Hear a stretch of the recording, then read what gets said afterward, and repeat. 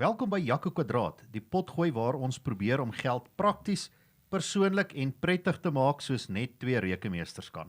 Of soos chat vir jou sê, jy moet dit sê. Net so, Jaco. Maar het raak al beter hoor, ek moet dit daar sê. Maar Jaco, ek het nou al weer 'n riller verhaal vandag. Prof, jy het altyd hierdie hartseer stories vir ons luisteraars. Jaco, dit is, en kom ons gebruik nou maar die name Portia en Pieter. Hulle was vriende van skool af, het saam gestudeer en toe hulle studies in dieselfde dorp, of na hulle studies in dieselfde dorp begin werk. Beide se ouers was deur egskeidings gewees, so hulle wou nie te gou trou nie. Pieter het 'n woonstel gekoop en Portia het maandeliks helfte van die paaiement betaal, want hulle het saam daarin gebly. En toe ek op 'n stadium met Portia gesels het, was die woonstel amper klaar betaal gewees. En hulle het nog goed oor die weg gekom, maar sy het begin wonder watter aanspraak sy sou hê op haar deel van die woonstel wat sy gevoel het sy afbetaal het. Byvoorbeeld as sy te sterwe sou kom, sou sy dit eerder vir haar sussie wou gee. En Jaco, die is 'n probleem wat ons vandag nogal baie gereeld kry, en ons het om die waarheid te sê ook 'n luisteraar wat vir ons 'n vraag daaroor ingestuur het.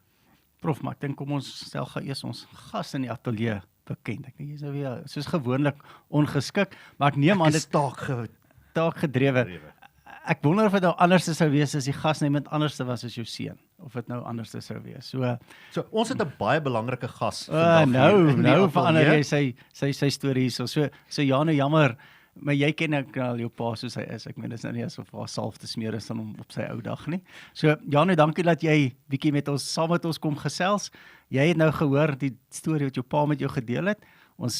Ek hoor jy's in 'n ernstige verhouding. Ek het hom al vir Francisca ontmoet, maar ons sal nou so 'n bietjie by jou hoor hoe julle finansies bestuur en of jy al iets by jou pa geleer het, indien enige. Nee, dit klink goed.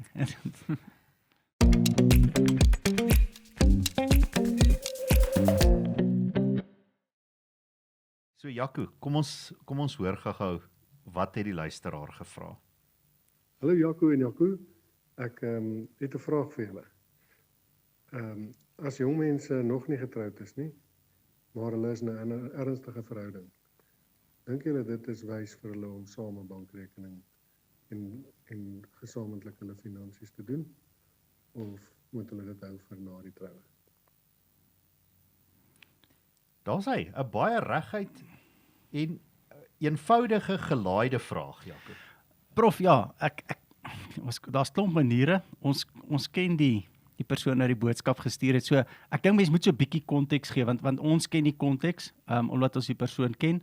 So anders as jou geval, die voorbeeld wat jy vertel het van Pieter en Portia, hierdie paartjie is ook van plan om te trou, maar hulle bly nog nie saam nie. So hulle is van plan om te trou, en die vraag is, uit daai oogpunt uit, hulle bly nie saam nie, hoe moet hulle finansies bestuur? En ja, dit is eintlik in 'n mate soortgelyk waar jy en Francisca is. Die plan is om te trou, alhoewel hulle nog nie 'n ring aan die vinger is wat ek van weet nie. Ons mag ook nog nie sê dat hy begin kyk het nie. Ja, nee, ons sal dit nou nie dit sal nou nie nice wees om dit te sê nie.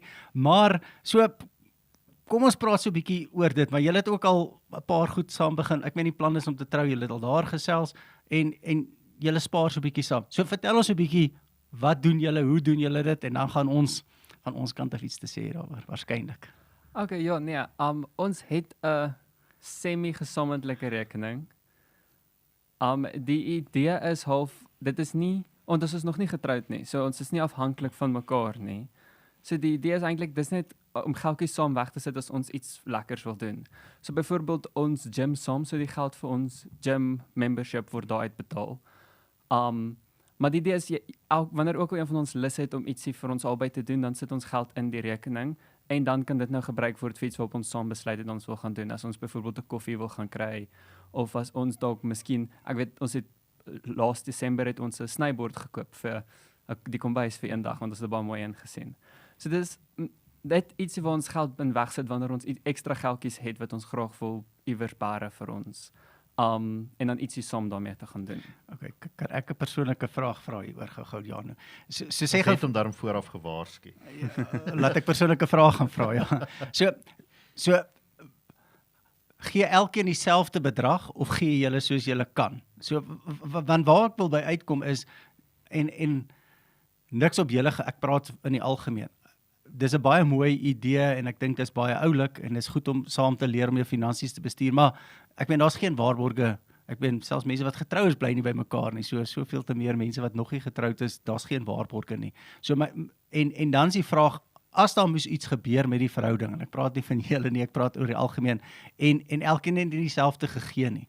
En ek meen, dis min dat verhoudings mooi eindig as dit eindig. So hoe gaan mens dan besluit wie se geld is wie se? So sommer net, so hoe doen julle dit? Hou julle boek daarvan of is dit maar net nie, dalk is dit baie mooi om dit te doen, eintlik maar soos 'n getroude paartjie en te sê, ons doen dit ter goeder trou.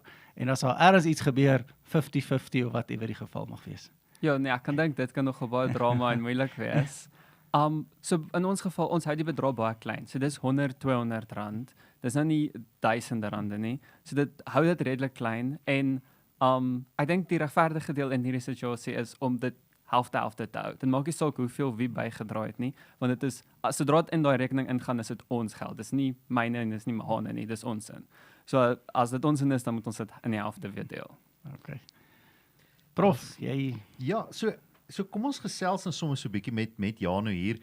Jaco, ons het as ons hierna gaan kyk, gesê daar's 'n paar goed wat 'n mens moet oorweeg voordat ons by die luisteraar of die kyker se vraag kan uitkom. Die eerste een is, mense moet bietjie gaan kyk, maar wat is ek wil amper sê die voordele en die nadele van die gesamentlike finansies, en dan gaan ons nou 'n bietjie by wetlike aspekte uitkom, nie dat ons nou prokureurs is nie, so ons seker weer op iemand se tone trap. Maar Jaco, wat sou uit 'n praktiese oogpunt uit die oorweging wees om vir 'n paartjie hulle geld saam te sit? Prof, ek dink dalk my siniese kant is moeilik. Dis maklik om uit van 'n huwelik oogpunt uit te doen. Ek dink uit 'n paartjie wat van plan is om te trou. Ek dink die voordele daarvan, as ek dit so kan sê. Ek dink mense leer van voor jy getroud is al oor finansiële dinge te praat. Want ek dink dis een van die goed wat baie maklik in 'n huwelik gebeur, is dat die een persoon neem amper beheer en die ander persoon weet nie wat aangaan nie. So as jy as 'n paartjie reeds van jou geld saam sit en dit saam bestuur, dan leer jy van voor jy al getroud is om saam jou geld te bestuur, saam daar te gesels, saam doelwitte te stel en te sê ons sit hiervoor geld weg, saam besluite te neem, ons gaan dit hiervoor gebruik. O nee, maar ek wil eerder dit doen, want ek meen dis tog wat gebeur. Ek kan nou maar net dink met Janu, die een wil partykeer iets doen, die ander wil iets anders te doen. En dan as jy jonk en verlief is, dan gee mens baie makliker in. As jy oud en getroud is, dan gee jy nie meer so maklik in nie, dan raak dit so 'n bietjie so ja, dis as jy ster in jou oë het, dan as besluit neem ek 'n bietjie anders te maak. Ek dink dis wel goed om blootgestel te word daaraan. Ja, so daar is 'n paar praktiese goed en ek meen dit gaan selfs in die huwelik in en ons gaan daarmee afsluit aan die einde of ja, so maar daar is ook nadele. Daar kan 'n verlies aan onafhanklikheid wees en Jaco, jy het nou eintlik daarna verwys. Veral wanneer jy nou nog sterre in die oë het, dat die een met die sterker persoonlikheid kan eenvoudig die hele show run en besluit wat met hierdie geld gebeur en natuurlik ook as 'n mens dit so begin saamgooi, dan begin die geleenthede daar vir konflik, wanneer die sterre dalk nou een oggend nie so goed. Ja, en ek dink dis die voordeel daarvan in 'n mate. Hierdie klink nou soos 'n onderhoud, né? Met 'n onderhoud, ja, jy word geleer. Jy moet jou swakpunt so stel dat dit 'n goeie punt is en hier is nou amper dieselfde, né? Die risiko is dat daar kan konflik wees. Maar ek dink dis wonderlik, want jy moet daai goed, voor jy getroud is, moet daar so 'n bietjie konflik wees. Jy moet leer hoe om konflik te hanteer. Ek meen, dit is deel van die lewe. Vir my is die grootste risiko, en ek het dit eintlik nou aangeraak, is as die verhouding skeefloop, hoe mens daai besluit gaan neem. En Jane, in jou geval het jy sê, dis nie groot bedrag nie. So, dalk is dit 'n goeie ding om te sê, voor 'n verhouding, en dieselfde met die luisteraar se stemboodskap, om te sê, mens kan so 'n bietjie paar saam goed doen, sodat jy blootgestel word daaraan. Maar jy gaan nou nie 'n voertuig koop.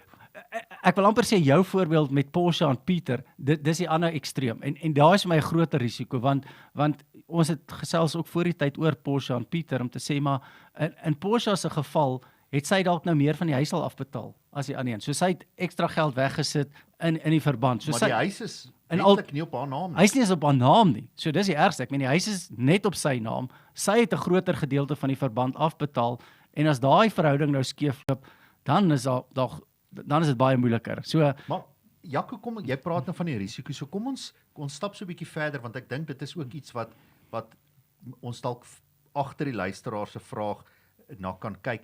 Jaco, weet jy wat die verskillende wetlike opsies vir trou is in Suid-Afrika of die huweliksgoedere bedelings as ons nou daai verskriklike woord kan gebruik? Jaco of Jano? Jy het Ag, gesê Jaco, Jano, maar ek dink is Jano. Jano bedoel want jy weet ek ken al die antwoorde mos. Ekskuus Janu. So ek dink ek gaan nie heeltemal reg hê nie, maar ek dink daar's 3. Een vir waar alles wat julle besit saam is en dan een waar alles wat julle besit apart is. En dan soos wat ek verstaan dis dan die derde opsie is waar alles wat julle besit voor julle trou is apart, maar alles wat julle in besitting kry nadat julle getroud is saam. Jaco, iewers het iemand een van ons aanbiedings bygewoon. Ja, of jy's maar net 'n goeie pa wat mooi vir jou kind geleer het. Maar dis basies ja, ek dink dis baie mooi saamgevat. Ek dink net om dit saam te vat as ons nou ek wil nie as die regstegniese beginsels nie want ek dink nie dis dit nie, is binne gemeenskap van goedere. Dis die eerste wat jy gesê het. Alles word 50-50 gedeel. Jy is eintlik dis uit 'n regsoogpunt uit sien die reg jou as een entiteit. Daar is nie twee persone nie as jy iets wil koop, moet al twee teken. As jy iets inkomste verdien buite na jou salaris, dan sien selfs SARS dit as helfte tussen die twee. Ja, so en ek wil amper sê dis my ouers in hulle tyd was dit amper die norm. En mense het gedink as jy nie binne gemeenskap van goedere trou nie, dan vertrou jy nie mekaar nie. Dit was wel half amper die norm, maar dit het baie verander. So die ander opsies is dan buite gemeenskap en daar's twee alternatiewe. Soos jy reg gesê het, buite gemeenskap beteken daar's eintlik twee aparte boedels. Elke persoon het sy eie boedel, is sy eie entiteit, maar dan kry jy sonder die aanwas, so buite gemeenskap sonder die aanwas, dan is dit twee aparte boedels. Elke ou is wat myne is myne. En dis hoe dit is. Dis nie in ons huwelik werk dit so 'n bietjie anders dan. Ons huwelik werk dit so. Wat myne is ons sin en wat hare is hare. So maar en dan die laaste een is die buitegemeenskap met die aanwas. En dis een wat jy gesê het, alles voor die huwelik is dan is nog steeds elkeen se apart, maar alles wat jy vandat jy getroud is word dan saamgesit en dit vorm een pool. En wat mens dan daar kan doen is jy kan eintlik maar net sê, selfs al het jy goed van voor die huwelik af in die huwelik inkom, kan jy sê, maar ek kies om 'n deel van die huwelik te maak, so jy spesifiseer dit nie apart nie. Waar mense tipies dit sal doen, is as daar een inkom, kom ons sê die meisie het klaar plaas geërf, en die pa wil nou nie hê die plaas moet alreeds van die skoonseun se deel wees nie, dan word dit apart uitgesluit. So dis die 3 opsies. Maar Jaco, dis nou die wetlike goed as jy nou getroud is, maar in die vraag, en in Portugal se geval, die probleem is wanneer jy, kom ons sê dan nou so informeel saam woon, is daar geen outomatiese finansiële regte nie. Proef, ek dink nou sommer net, as mens nou moet tegnies raak, wat beteken informeel saamwoon? So hoe bly jy formeel saam en hoe bly jy informeel saam? Man, jy is nie formeel getroud nie. As jy nie getroud is dit wat jy bedoel. Informeel is nie getroud nie, okay, nee, ek maak maar net seker, okay. So jy het geen wetlike aanspraak nie. So om terug te kom na Porsche se geval toe, sy het eintlik nie 'n wetlike aanspraak nie. Sy gaan, of van nature nie, sy gaan moet hof toe gaan en sê, maar ek het hierdie geld bygedra. Sy moet gaan motiveer. Dit maak dit baie ingewikkeld as paartjies, met ander woorde, hulle geld saamvoeg, besittings saamvoeg, sonder dat hulle in 'n wetlike verhouding is. So, Jaco, ons het wel, en ons gaan nou so 'n bietjie verder met Janu gesels. Ek kom in die akademie uit, ek moet 'n paar interessante navorsing met jou deel. Wat die navorsing vir ons wys, en dis deur die Instituut vir Familiestudies gedoen. Ja, nou kan ek net waarsku, jy kan nou maar jou oogies toemaak en dan die slaap raak as hy begin met sy navorsing praatjies. Saamwonende paartjies hou inkomste en bates meer apart, terwyl getroude paartjies dit kombineer, en dan vind hulle dat waar paartjies eintlik hulle bates en inkomste kombineer, is daar groter stabiliteit in die verhouding. Dan het die Wall Street Journal gesê, getroude mense het hoër nettowaarde en is meer geneig om huiseienaars te wees as hulle ongetroude eweknieë. En dan Jaco het ek ook in COVID-19 navorsing gedoen en dit het vir ons baie duidelik gewys dat persone wat in ernstige verhoudings is of getroud is, baie minder stres het en ook beter welstand getoon het in daai pandemie. Ja, ek kan nou baie goed sê, maar gaan myself in die moeilikheid kry as ek nou iets sê. Kom ons beweeg aan. Ja, nee, ek dink so. Gegee dit wat ons nou al gepraat het, watter lesse dink jy het jy al geleer oor die bestuur van jou geld en wat jy dink jy en Francesca sou wou toepas? Is daar iets wat julle dalk al oor gepraat het oor hoe julle dit wil doen? Ja, so dis eintlik hoekom ons begin het was om bietjie te oefen om saam met geld te werk. So die idee was om dit te praktis want mens word groot gemaak op verskillende maniere met verskillende idees van hoe mens werk met geld. En mens moet eventually 'n middelpunt vind waar mens kan saamwerk met die ander persoon. So dis waar ons begin het om 'n klein weergawe te doen van wat ons plan is vir een dag. So ons idee is om basies 3 rekeninge te hê. Een waarin al ons geld van wat albei maak van albei kante af in een rekening in te betaal te word. Want soos ons het sien is as jy getroud is jy een, so alles wat jy besit is saam julle sin. So maak nie saak hoeveel wie verdien nie, al die geld is albei sin. So dit word in die gesamentlike rekening inbetaal en van daar af uit kan mens half soos sakgeld verdien. Soos byvoorbeeld dan kry jy nou jou geld vir klere en vir badkamergoed en dalk vir vermaak of so iets. Ja, vir rekenaar games en so. Die nerds hier so onder ons. So ja, die idee is om al die geld in een Speel sy ook rekening. rekenaar games. Sy speel ook rekenaar. Ons het Jy wil inteendeel nie nou weet nie. ek het net met haar gereël, ons gaan weer môre sit en games speel. So ja. Wat op in die huwelik. Wat voor lê. Ja, nee. Toe ek is met 'n rekenmeester getroud en ek is 'n rekenmeester. Dink hoe binneland is dit. Ja, nee, so dan en dan van daar af uit word daar geld dan elke keer oorbetaal dat ons ons eie geld het en daarmee kan jy dan doen wat jy wil, maar die gesamentlike geld is dan vir alles ook weer gesamentlik, soos vir huis en vir kos en sulke goed. Prof, ek weet hierdie episode is 'n idee nou nie om te praat oor hoe paartjies hulle geld moet bestuur en ek dink ons het nie tyd daarvoor nie. Net een praktiese ding. Ek dink in beginsel is dit wat ons ook vir mense sê.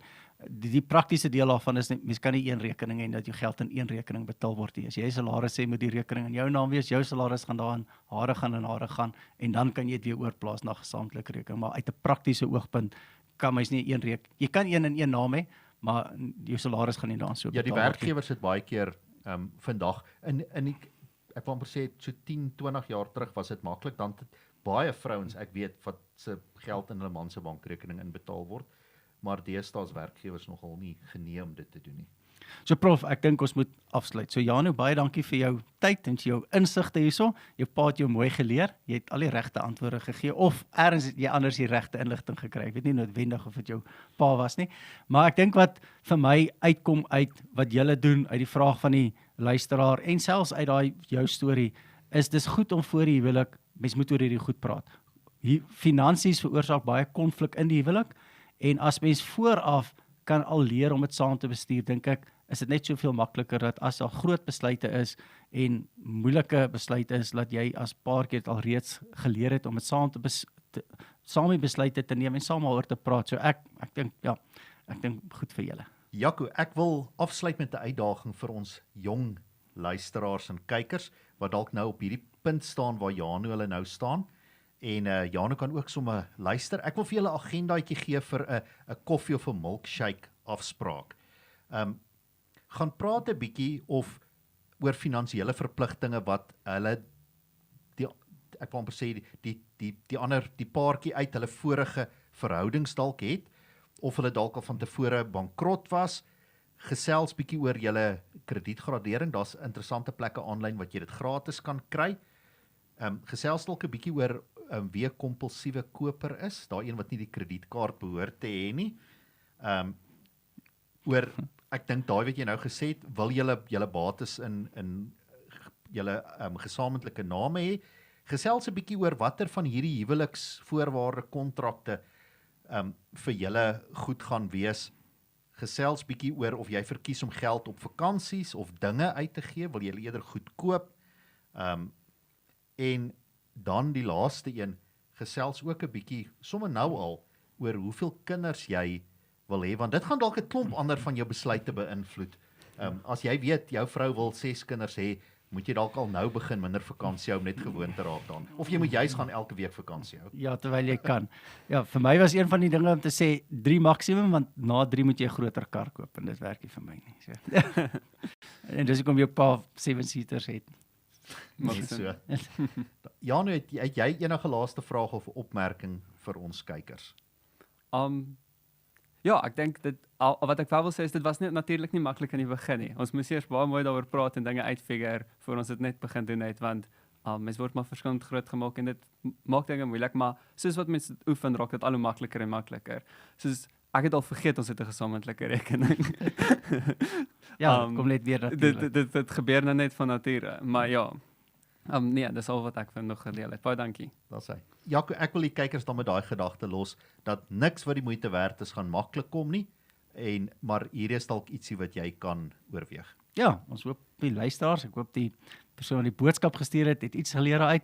Ja, nee, dankie vir jou tyd en 'n lekker dag vir almal en gaan bestuur julle finansies mooi verantwoordelik saam. Totsiens.